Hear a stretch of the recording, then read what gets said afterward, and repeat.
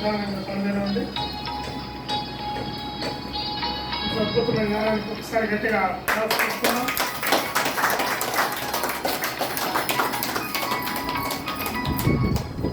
ప్రపంచాన్నంతటికీ జ్ఞానాన్ని అందజేసినటువంటి కర్మ గురువులు బ్రహ్మస్పృత మా పత్రిజీ మొదటిసారి గట్టిగా ధన్యవాదాలు తెలియజేస్తున్నాం.